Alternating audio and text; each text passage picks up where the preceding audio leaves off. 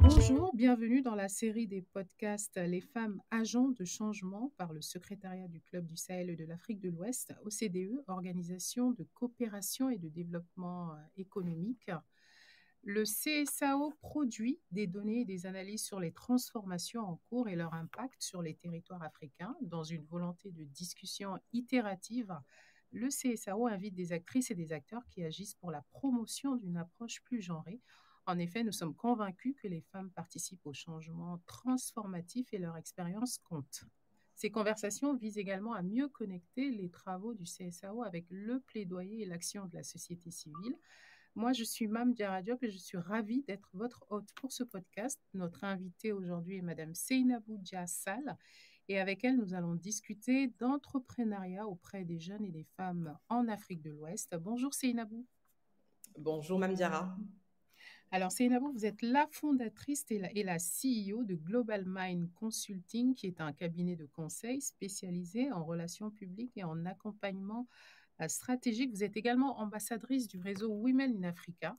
En 2021, vous figurez dans le classement Nawele Media 40, un listing inédit de 40 femmes africaines les plus inspirantes dans les métiers de la communication et des médias en Afrique francophone et dans sa diaspora.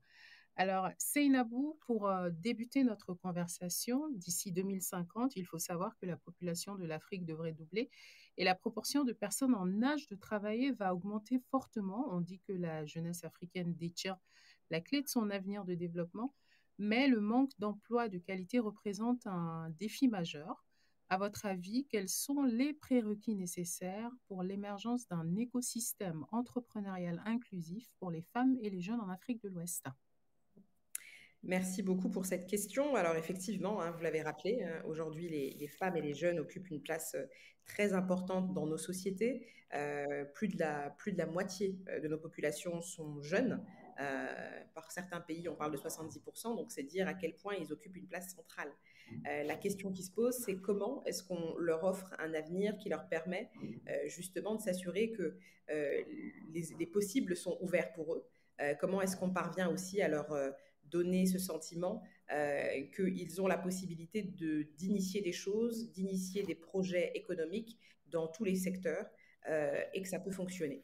Alors c'est vrai qu'on a des pays qui sont un peu différents. Les réalités ne sont pas tout à fait les mêmes selon le pays. On a des pays où l'entrepreneuriat est vraiment beaucoup plus développé et dans certains d'autres, c'est un peu moins le cas.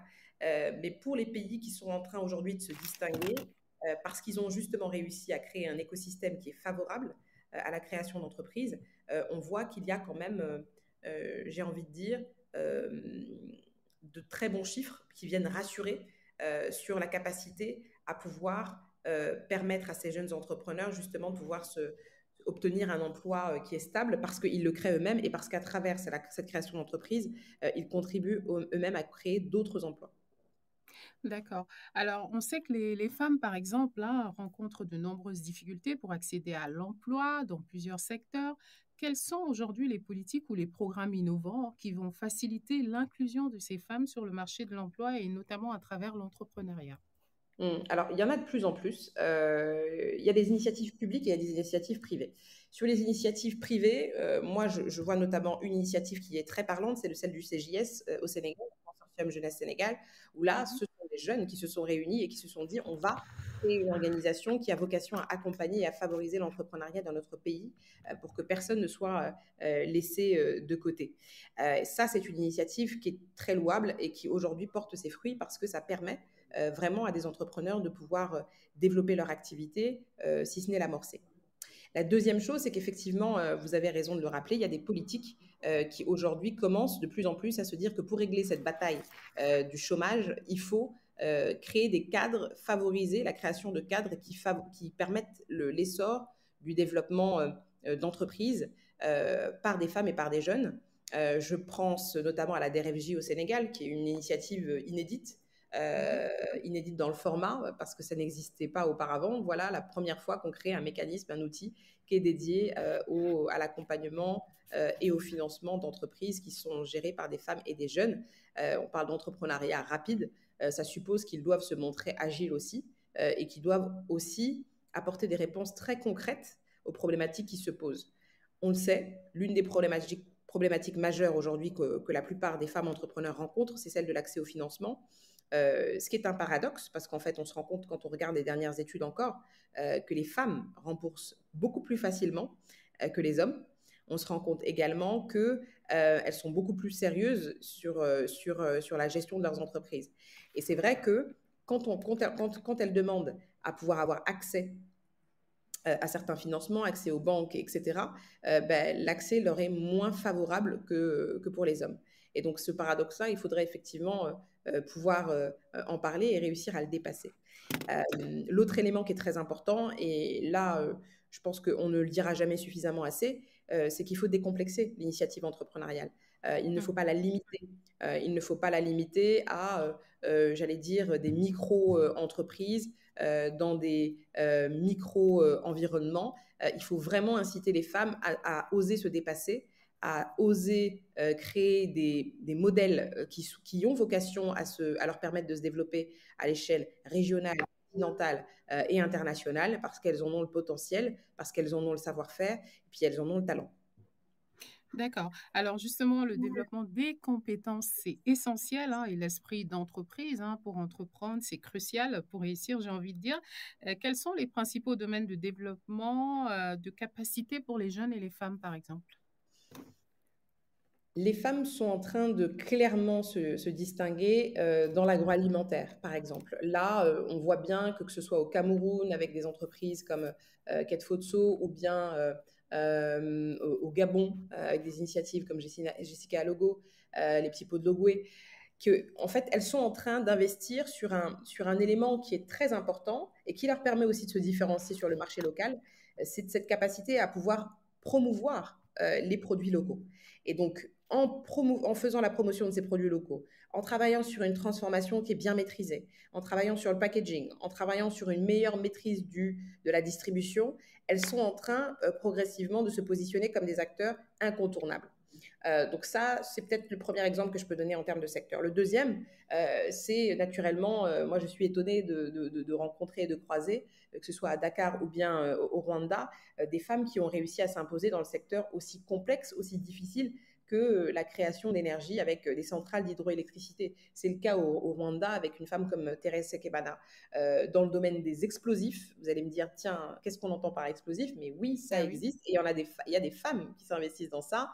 Je pense notamment à Rokaya Bey, qui, elle, a créé son entreprise qui s'appelait Minex et qui aujourd'hui a fusionné avec une autre structure un peu plus grosse, qui est une structure française et qui existe aussi depuis très longtemps dans ce domaine-là. Mais c'est dire que ça marche et que ça fonctionne et qu'elles en sont beaucoup. C'est même pas une question de capacité. Ça, c'est une question qu'il faut complètement rejeter. C'est pas le sujet. Aujourd'hui, la capacité, elles l'ont plus que démontré. L'expertise, elles l'ont plus que démontré. Ce qui est très intéressant dans tous ces modèles, c'est qu'elles sont en train de s'exporter. C'est qu'elles sont en train de se diversifier. C'est qu'elles sont en train finalement d'aller conquérir de nouveaux marchés. Et ça, c'est intéressant parce que ça montre qu'en the sky is the limit. Effectivement. Alors, au fil du temps, vous l'avez dit, on a vu émerger une nouvelle génération de femmes entrepreneurs, hein, qui cassent les codes et qui réussissent dans des secteurs traditionnellement dévolus aux hommes. Vous en avez cité quelques-uns, mais est-ce qu'il y a d'autres secteurs où on observe de vraies réussites entrepreneuriales et quel type d'entreprise? Mm. Alors, il y a des secteurs sur lesquels on était peut-être un peu moins attendu parce qu'on a l'impression que c'est dévolu à tort à d'autres. Je pense à l'industrie du luxe, par exemple. De plus en plus, là, on commence à avoir des entrepreneurs africains et des femmes entrepreneurs notamment, mais pas que. Il y a aussi des jeunes qui se distinguent là-dessus, dans l'industrie du luxe et qui font des choses absolument formidables. Je pense à Maraz, je pense à Matidi et d'autres marques qui aujourd'hui sont en train de s'imposer parce que justement, elles font le pari de la qualité, elles font le pari de l'excellence africaine et ça fonctionne et ça marche. Il y a un marché qui se développe, on a une classe moyenne qui se développe de plus en plus dans la plupart de nos pays et on a aussi une clientèle qui est de plus en plus exigeante. Les consommateurs africains sont de plus en plus exigeants. Donc, dans les choix qu'ils font, l'arbitrage va être déterminé aussi par la qualité et plus, comme on pouvait le penser traditionnellement, par le prix. Effectivement. Alors, Seynabou Diassal, il y a une étude du CSAO qu'on appelle les dynamiques de l'urbanisation africaine 2022, à savoir que les villes facilitent l'accès des entreprises à la technologie, aux compétences, aux capitaux, mais aussi au marché, qui produisent de nouvelles idées et sont des pépinières d'entreprises innovantes. Aujourd'hui, le secteur privé est un acteur majoritairement informel avec son lot d'emplois précaires. Quels sont les outils ou en tout cas les mécanismes innovants qui peuvent aider à soutenir la croissance et le développement ainsi que la transition des entreprises informelles vers des entreprises formelles pour favoriser plus d'emplois pour les jeunes et les femmes. Mm. Ça, c'est une réalité, hein, c'est une de nos spécificités quand on parle d'entrepreneuriat. Ce qu'il faut rappeler d'abord, c'est que les femmes en Afrique entreprennent depuis très longtemps. C'est-à-dire que ce n'est pas un phénomène de mode, c'est quelque chose qui a finalement un peu toujours existé. La plupart de nos tantes, de nos mamans, de nos grandes sœurs étaient des entrepreneurs qui étaient d'abord dans l'entrepreneuriat de survie, c'est-à-dire qu'il y a une problématique qui se pose au sein de la famille, il faut garantir l'éducation des enfants, il faut permettre une possibilité d'avoir l'accès aux soins lorsqu'il y a des malades, et donc les femmes entreprennent. Elles entreprennent sans forcément se dire je vais formaliser ça, mais je veux avoir un minimum pour pouvoir satisfaire à ces besoins-là. Donc ça, c'est d'abord la première chose qui vient expliquer le fort taux d'informel. La deuxième chose, c'est que de plus en plus, on l'a dit, les femmes sont aussi extrêmement ambitieuses. Elles commencent à réfléchir à pouvoir atteindre de plus hauts niveaux de développement dans leur initiative entrepreneuriale, et ça suppose qu'elles cherchent à se formaliser. La question que nous devons nous poser au niveau de nos écosystèmes, au niveau de nos environnements africains, c'est est-ce qu'aujourd'hui la législation, est-ce qu'aujourd'hui la fiscalité favorise ça? La réponse, c'est non, dans la plupart des cas. Pourquoi? On n'a pas une fiscalité incitative, on a une fiscalité qui est plutôt répressive. Et donc, quand vous essayez de respecter les règles du jeu, malheureusement, le climat des affaires ici vous incite à rester dans l'informel. Parce que vous respectez les règles du jeu, vous payez vos impôts, et puis dès que vous avez un peu de retard, on vous tape dessus, on vous majore, et vous devez payer des pénalités. Ça, c'est dommage. C'est dommage parce que beaucoup de pays qui ont vraiment réussi à un très haut niveau, je pense à Singapour, je pense à la Malaisie, je pense à tous ces pays qui finalement ont réussi, le Rwanda aussi est un bel exemple en Afrique, à décloisonner pour favoriser l'initiative entrepreneuriale, pour que ce soit facile pour une Fatou, pour une Salimata, pour une Emmanuelle qui vit au Burkina Faso, au Rwanda, au Congo, de se dire, tiens, en fait, j'ai ce projet-là et je vais me lancer et je vais me formaliser parce que ça va me permettre d'avoir beaucoup plus de moyens et d'aller beaucoup plus loin avec ce projet-là. Ça, c'est quelque chose qu'il faut absolument régler. Et là, c'est un clin d'œil que nous pouvons faire aussi à nos différents politiques pour qu'ils assouplissent, pour qu'ils réforment, pour qu'ils simplifient. Parce que sans ça, on n'ira pas vers une formalisation massive. La deuxième chose, c'est que toutes ces femmes qui sont dans l'informel, aujourd'hui, elles n'attendent pas que cet effort-là soit fait par leurs États. Elles se rapprochent d'initiatives telles que le Women Investment Club, par exemple, qui, elles, vont finalement les accompagner dans la structuration, dans l'accès au financement, dans l'accès aux ressources. Et ça, c'est quelque chose aussi de très important. Et je pense qu'il faut aussi le souligner. Ces initiatives-là, elles ont quand même un intérêt. C'est que finalement, là où il y avait des difficultés, là où il y avait des barrières, elles se rendent compte que c'est possible de les dépasser et qu'il n'y a pas finalement de fin en soi. Il n'y a pas de fin en soi. Le dernier élément sur cet informel qui reste très important, et comment est-ce qu'on peut justement permettre aux femmes ou les inciter à pouvoir se formaliser, je pense que c'est aussi l'accès au marché.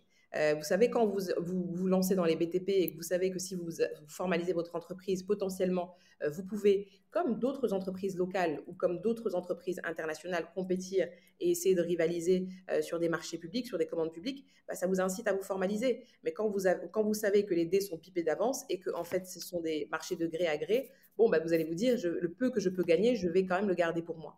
Donc, c'est un cercle comme ça qui doit être un cercle vertueux, et c'est à nous de faire les efforts pour pouvoir accompagner toutes ces initiatives entrepreneuriales et permettre à la fois à ces jeunes et à ces femmes entrepreneurs de réussir leur activité. Seynabou Diassal, merci beaucoup. Je rappelle que vous êtes la fondatrice et la CEO du cabinet de consulting Global Mind spécialisé en relations publiques et accompagnement stratégique. Vous pouvez consulter les publications référencées sur la plateforme MAPTA du CSAO ou bien sur le site de l'OCDE CSAO. Merci encore d'avoir répondu à nos questions et merci à vous d'écouter ce podcast.